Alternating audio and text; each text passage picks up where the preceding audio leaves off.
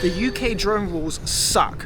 Let me explain why and how we can fix them. Now, most countries, sub 250 gram drones like the DJI Mini 3 and the DJI Mini 4 Pro are really straightforward to fly, and the UK is no exception here. But what happens if you want to fly something a little bit bigger, like the DJI Air 3S? It's no surprise that drones are becoming a key part of our skies. In fact, the UK drone industry is expanding rapidly. By 2030, it's expected that over 76,000 drones will be operating in British skies, contributing significantly to the economy and job creation. But with this growth comes responsibility, and the current UK drone regulations are affecting recreational flyers.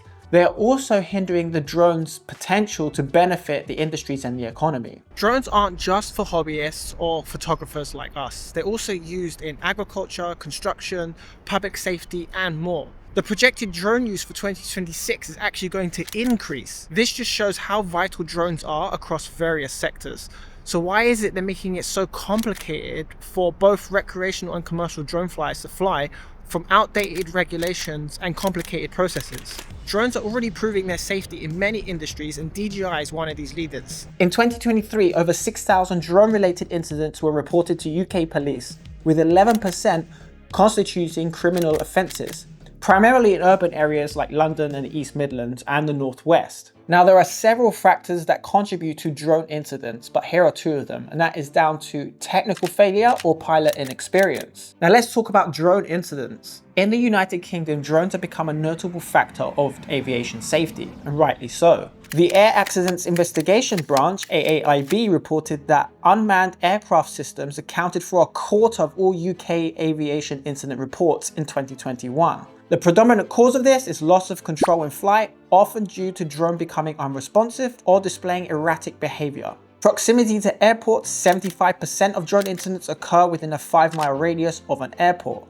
At Heathrow Airport, there was a near miss in 2023. A British Airways flight narrowly avoided a drone 9,600 feet, significantly above the altitude. What on earth was someone doing that high?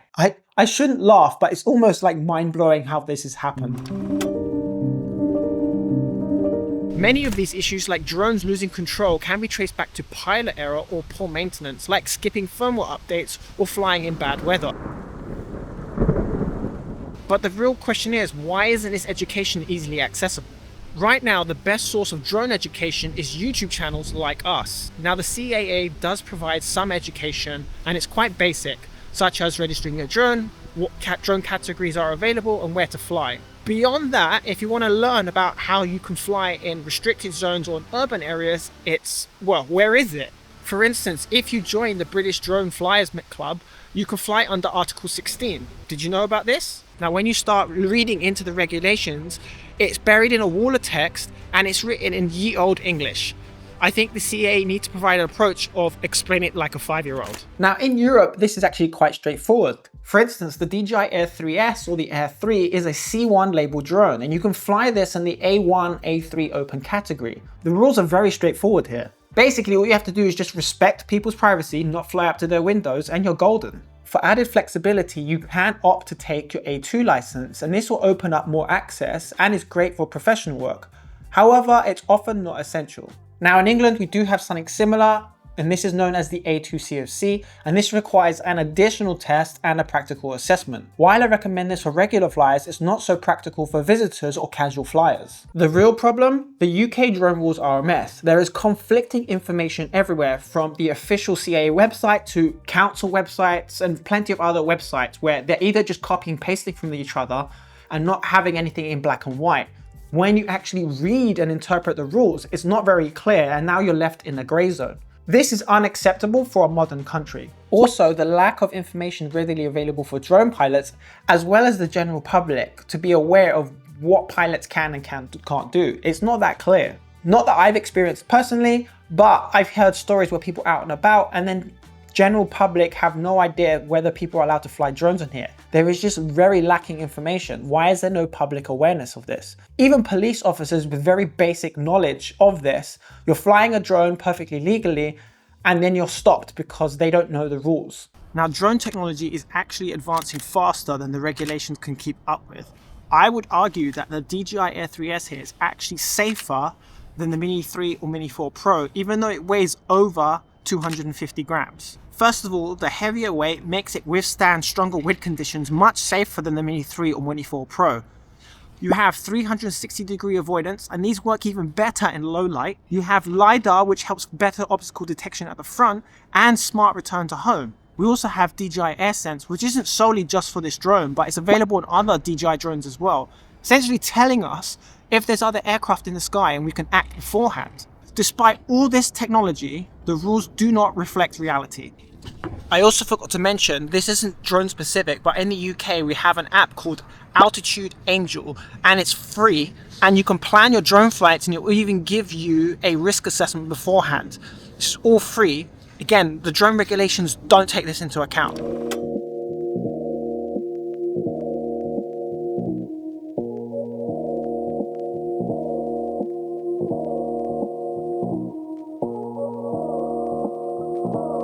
London is an amazing city, and we should be able to fly our drones within the regulations and safely. I've actually done this before, and I did have a drone flight planned in one of the restricted zones. However, because I submitted it a little bit too close to the day I wanted to fly, I didn't get approval, which is fine. That's where I did not fly. Today, I actually flew somewhere else, which isn't in a restricted zone, and I did check on Altitude Angel first, and I was flying under Article 16, which would count for recreational, but for the purposes of this video, educational. Now, if you did want to fly in a restricted zone, it's actually quite straightforward. First, you do a risk assessment or mission plan. I actually have a template already, and I'll link that in the description box down below. I have used this in the past for a DJI Mini 2 and have been approved in either of the restricted zones, R157, 158 or 159. Once you've done that risk assessment, you go to NATS's website and you want to submit a non-standard flight form. And basically you just fill out the information, attach that risk assessment plan, which essentially says what drone you're flying, what your intentions are, how long you're going to be flying, where's your license, are you part of a members club like the British Drone Association, etc. And then submit it. Now, they do say they need minimum 14 days, but again, I think that's a little too slow. But I remember speaking to them in the past. This is just like rough guidance, but obviously you want to submit it the earlier the better.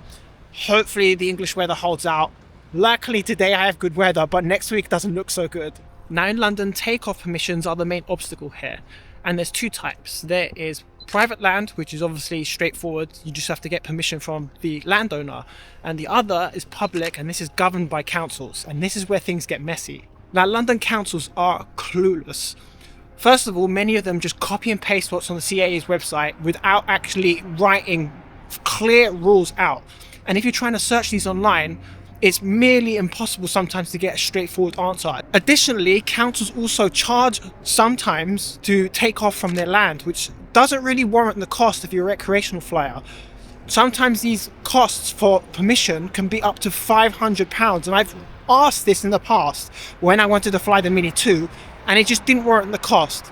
It's different if you're doing a film production, like if you're flying for Netflix, for instance, then yes, you're just going to pass that cost on. It's not going to be a big issue. But if you're a hobbyist or recreational flyer and you just want to take a photo to share on social media, you're not paying £500 to the council.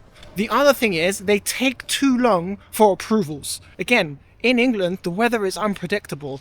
By the time something gets approved, it could be a rainy day and you've missed your opportunity. So what do you do?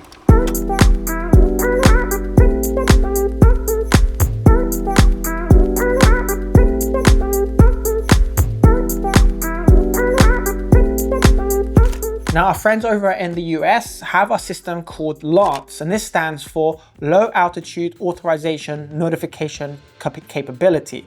And this has been a game changer for drone pilots. You can get quick authorizations for controlled airspace. The integrated technology works seamlessly with apps like DJI Fly App and Air Map. And there's also great transparency with real-time information on airspace and restrictions and traffic. Why doesn't the UK have this? The closest that we have is Altitude Angel, which is a free app, but not an official app. Now, here are 3 fixes the CAA can do. The first is to update the drone regulations to match the EU rules. Brexit has been a bitch, not just for drones, but for everything pretty much, and has made everything worse and complicated. Just match the EU drone rules and be done with it. And that way we can all follow systems. So whether you're traveling from the UK to Europe or Europeans traveling to England, the rules are the same. We're not making anything different and having separate licenses. We should also allow drones up to 1 kilo to fly in the open category. As mentioned earlier, the DJI Air 3S has all these advanced features, and it's a lot safer than a mini drone, doesn't get pushed around a lot more. With the 360 avoidance, we can see what we're doing. Under the right education and the responsible pilot, we can fly these drones safely. We should create an all-inclusive app. Like our friends in America, we should do one better. We should take what Altitude Angel have already done. CAA and NAT should work together, as well as the councils, have our profiles built into these apps so we can get approvals quickly within 24 hours or instantly if it's within certain areas. For instance, if it's under 400 feet and it's not in high risk areas, we can get approvals instantly. With areas like the restricted zones, which require a little bit more approval, we can speed these up to maybe 2 to 3 days. I know they do this in Canada because that's where I've been flying previously. And here in the UK, the weather isn't exactly the best. Having to plan flights 2 weeks away means we will lose our weather window because the weather changes all the time. So at the moment, approvals take way too long. And the other thing here is to get councils on board where we can fly in public spaces without an extortionate fee and long approval times again. I wouldn't mind paying £5 or £10 to fly my drone in a public space, so long as that money goes back to help the infrastructure for the drone community. And yes, if you're doing professional work, let's say you got hired to film a Netflix movie and you're flying a drone, fair enough, I don't mind paying the £500 because this is just the business cost and you're just gonna pass that along anyway. But at the moment, this doesn't make sense and councils are doing a cash grab and it's very greedy. So London is an incredible city to fly in. However, the current system is holding us back. So let's push for change. Drop your thoughts in the comment section down below. Share this video with a friend and subscribe for more videos on drones, photography and everything in between. And YouTube thinks you should watch this next.